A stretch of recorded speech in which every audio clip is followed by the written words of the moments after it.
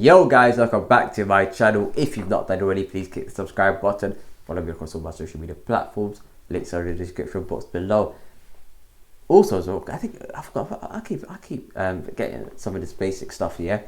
Post notifications, guys. Listen, post notifications is key.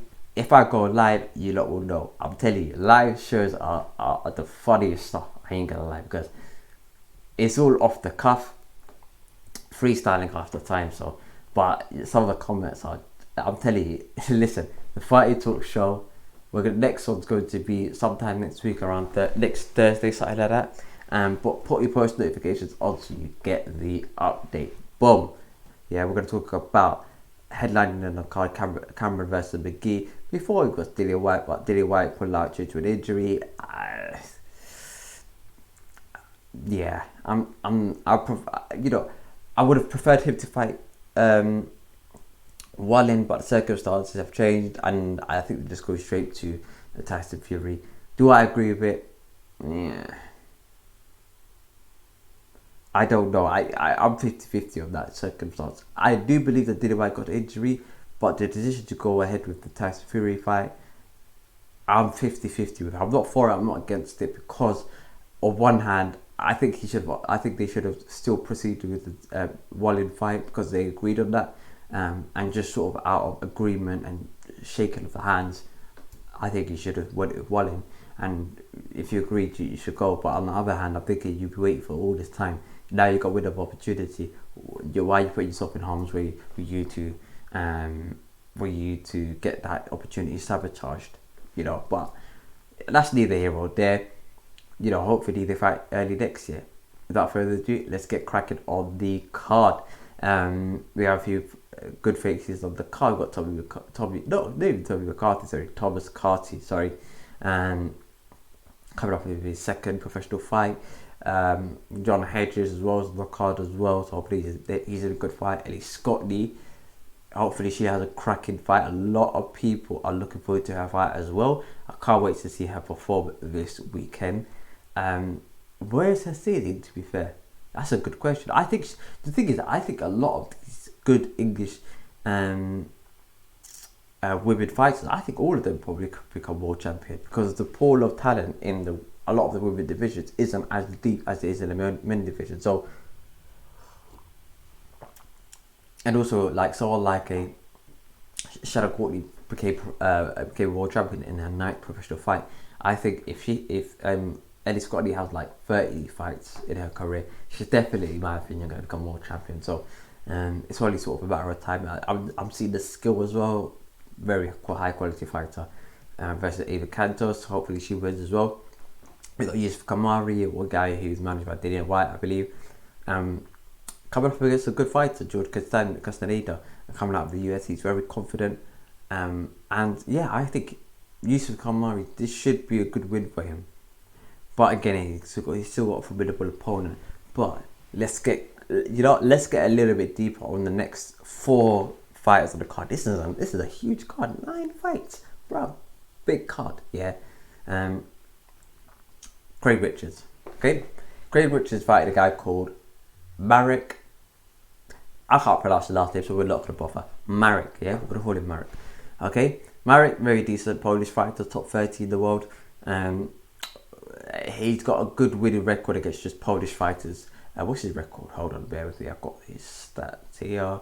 Record of around 20 fights, 2 losses, and 9 of his wins by KO.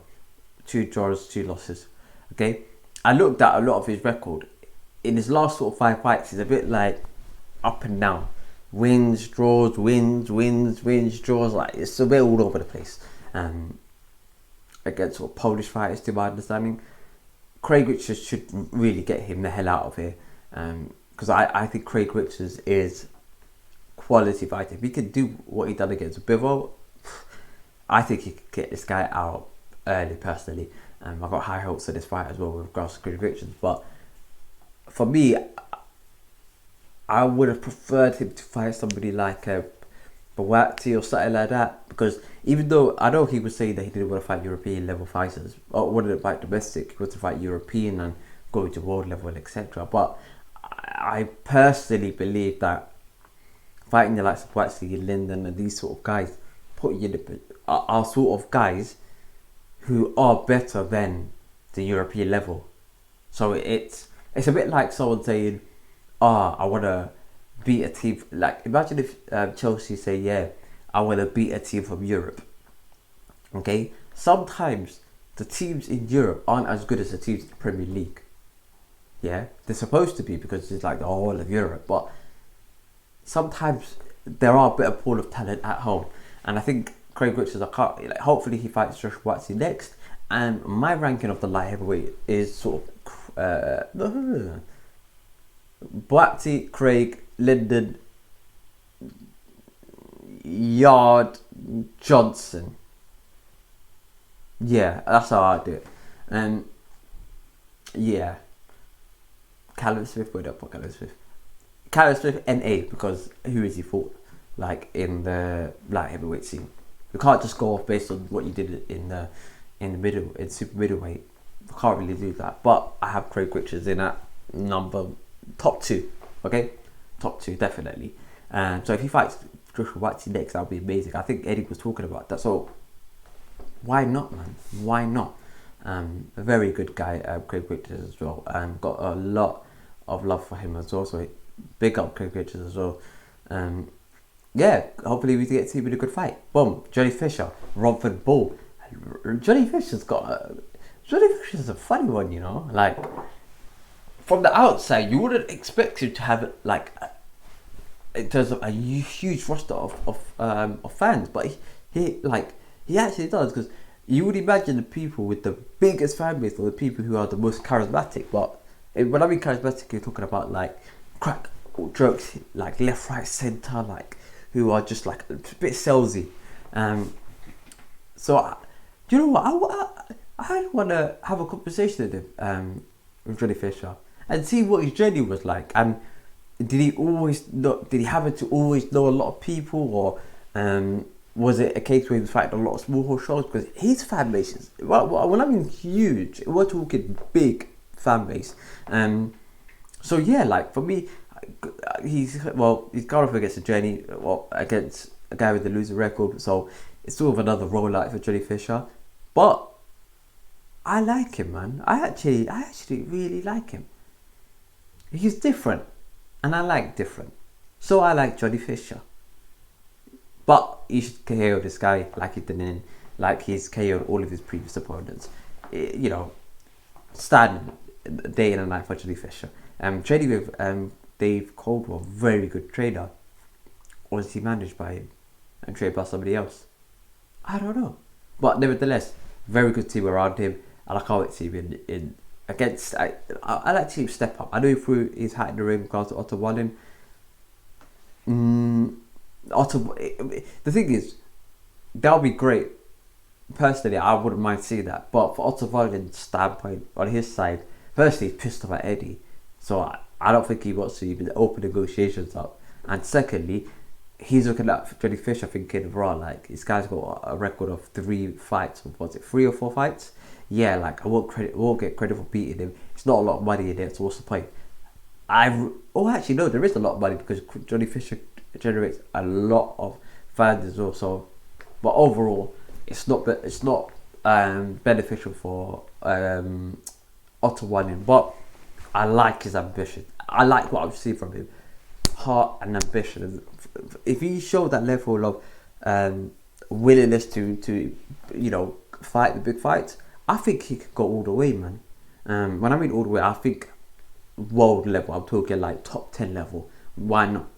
I think he can, man. I'm sorry, but I know this is it's a big call, bro. I think he can. I think he could beat Hughie Fury. I think he could beat what's his name again? That Cuban guy. Flipping hell, bruv. I think he could beat Frank Sanchez. I think he could beat Otto Wallen. I think he beat a lot of these guys, to be fair. So the ceiling is very high for him. But if he improves often, why not, bruv? Yeah. Anyway, next fight, Alan the Savage Babic. I love this guy. This guy is the best guy, bro. Listen, don't chat, man. Listen, Spartan If you are with Alan Babic's team, you know you're being looked after. This guy will literally bang any man in the face for you, yeah? Listen, I like this guy. Coming up against Eric Molina. Eric Molina's had a long career, man. He's at the tailing of his career, but Alan, I think he's gonna...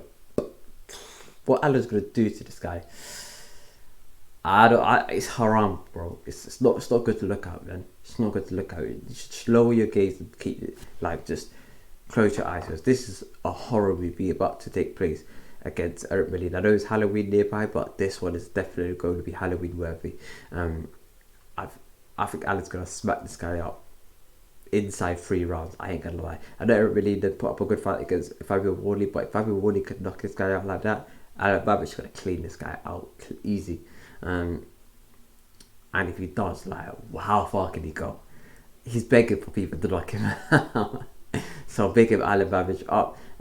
But the headliner on this show, of course, not going to be Dillian Whyte. It's good to be Chantal Cameron versus Mary McGee.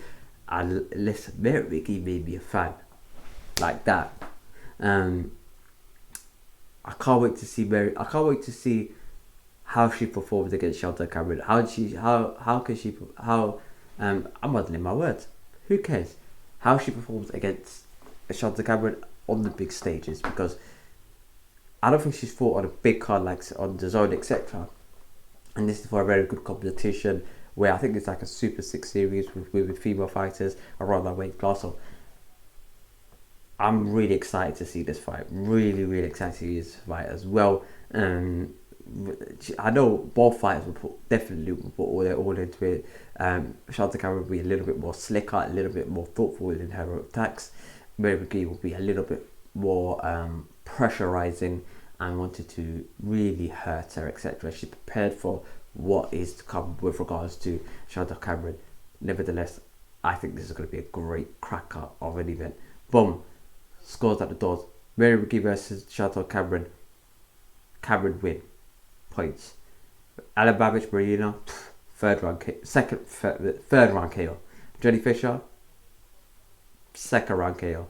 Craig Richards, 7th round KO. Kamari win, points.